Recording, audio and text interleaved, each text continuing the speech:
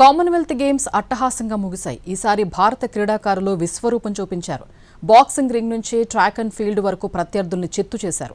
మొత్తంగా 39 పతకాలు సాధించిన భారత్ పాయింట్ల పట్టికలో 4వ స్థానంలో నిలిచింది. 13 గోల్డ్ మెడల్ సాధించిన మన ఆటగాళ్లు దేశం గర్వపడేలా చేశారు. కామన్వెల్త్ గేమ్స్లో మనోళ్లు దుమ్మురేపారు. పతకాల వేటలో ప్రత్యర్థులకు చుక్కలు చూపించారు. గోల్డెన్ పంచ్లు, సిల్వర్ మెడల్స్తో సత్తా చాటారు.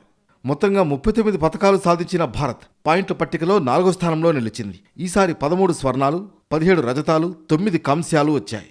గత 4 ఎడిషన్లతో పోలిస్తే పతకాలు తగ్గిన అత్యుత్తమ ప్రదర్శనగానే చెప్పాలి. ఎందుకంటే ఈసారి కామన్వెల్త్ గేమ్స్లో చాలా క్రీడల్ని తొలగించారు. భారత్కు ప్రతిసారి ఖచ్చితంగా మెడల్స్ అందించే wrestling, shooting, tennis, table tennis, cricket, rugby, squash వంటి ఆటలు ఈసారి లేవు. దీంతో కేవలం 10 క్రీడాంశాలతోనే గ్లాస్గో గేమ్స్ నిర్వహించారు. పెద్దగా అంచనాలు లేని పారా అథ్లెట్లు కూడా అత్యుత్తమ ప్రదర్శనను కనబరిచారు. బాక్సింగ్, వెయిట్ లిఫ్టింగ్ వంటి మేజర్ ఈవెంట్లలో మన క్రీడాకారులు అదరగొట్టి అద్భుత విజయాలను అందించారు. బాక్సింగ్లో 7 స్వర్ణాలతో నయా రికార్డు క్రియేట్ చేశారు. బ్యాక్ టు బ్యాక్ పతకాలతో భారత మహిళా బాక్సర్లు చరిత్రను సృష్టించారు.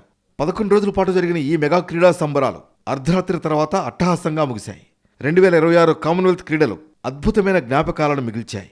సాంస్కృతిక కార్యక్రమాలు ప్రేక్షకుల్ని ఎంతగానో ఆకట్టుకున్నాయి. మరోవైపు గ్లాస్గోకు గుడ్ బై చెప్పిన వెంటనే అద్భుత దృశ్యం ఆవిష్కృతమైంది. కామన్వెల్త్ గేమ్స్ 2030 శతాబ్ది ఎడిషన్ ఆతిథ్య హక్కుల హ్యాండ్ ఓవర్ జరిగింది. భారత్కు అధికారికంగా కామన్వెల్త్ బాధ్యతలు అప్పగించారు.